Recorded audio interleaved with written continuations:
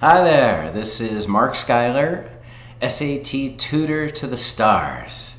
And I'm here today to talk to you about one of the writing skills subjects, which is the difference between active sentences and passive sentences.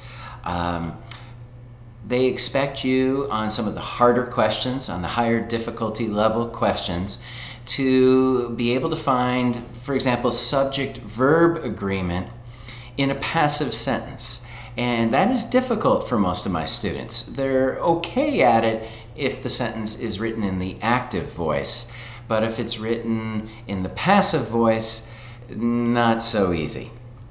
So let's talk a little bit about the difference between active and passive sentences so that we can, well, not only get a better score on standardized tests like the SAT and the ACT, but we can even use this knowledge in our day-to-day writing. Writing letters to friends, writing potentially for an employer, or if you're an independent sole proprietor or business owner like myself, then, well, you have to answer to yourself. Are you a good writer? Do you know some of these basic concepts? I must have 24 different grammar books. And I know that sounds a bit geeky, but I used to be an English teacher, a 9th and 10th grade English teacher. So I collect grammar books the way, I don't know, a geologist collects stones. So I've looked over all of these books, and they all address active versus passive sentences, sometimes called active voice versus passive voice, same thing. And the preference is universally for active sentences. Active sentences are seen as better, they are shorter, they are more direct, they're more efficient than passive sentences. So, of course, most writers, editors, English teachers prefer active sentences. Here's the example that half the grammar books that I own give. George threw the ball. That's active. The passive way to write that sentence would take George, who's obviously the subject, and instead of George, the subject, appearing at the front of the sentence, he's going to appear at the back of the sentence. And that is where the subject-verb agreement can come in difficult.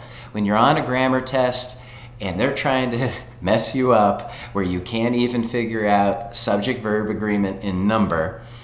What we mean by that is if you have a singular subject, you better have a singular verb. If you have a plural subject, you better have a plural verb.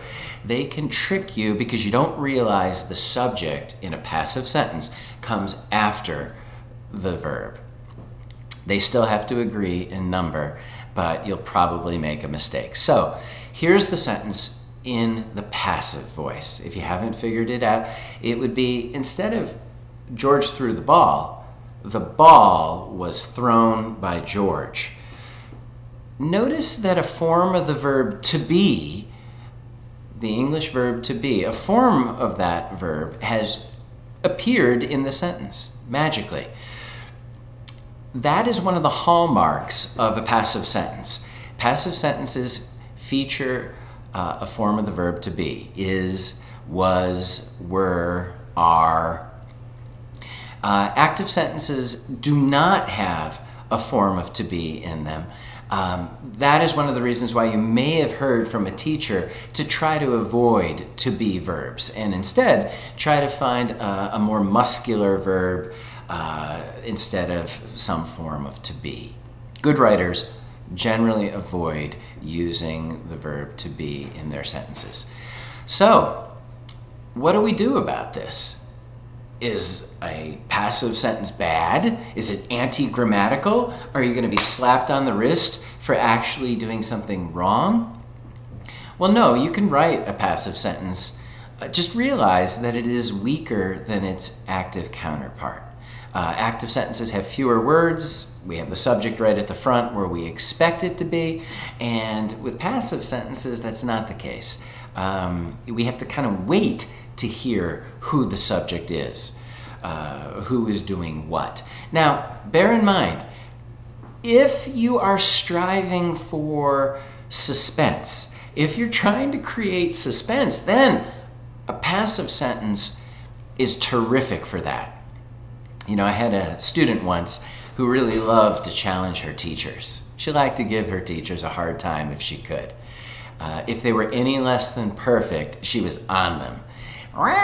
And, well, we'll just call this student of mine from many, many years ago, Catherine. Fictitious name, of course. And Catherine listened in English class as her teacher really vilified passive sentences, made it out as if they were wrong and evil and should be avoided at all times. But Catherine knew they were excellent for creating suspense. So she raised her hand and she said, well, what if I'm trying to create suspense? Would you mark me down then?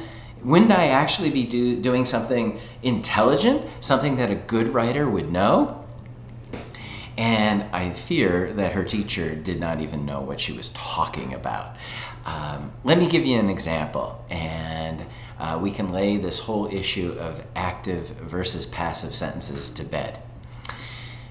Have you ever played the game Clue?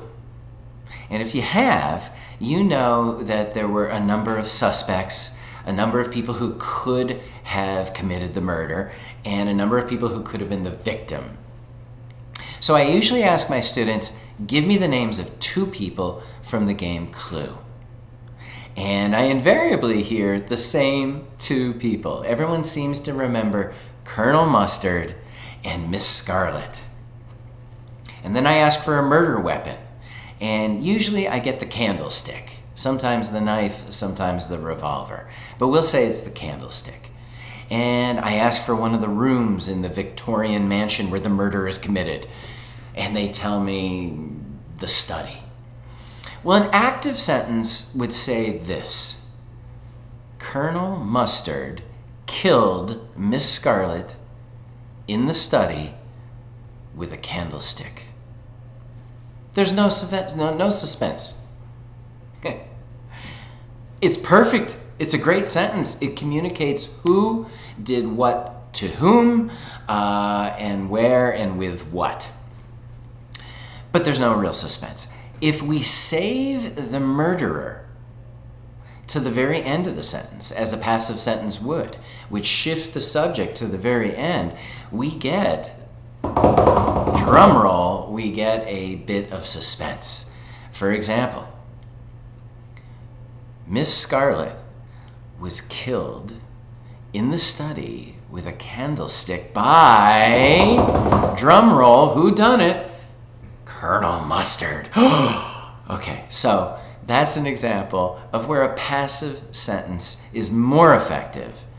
If you're trying to create suspense, a passive sentence might be your pick and not an active sentence. So don't let anyone vilify an active sentence, but they are preferred unless you're trying to create that suspenseful moment. Thank you, and we will move on to even more challenging examples of the kind of grammar that is tested on the SAT and ACT. Hope to see you there.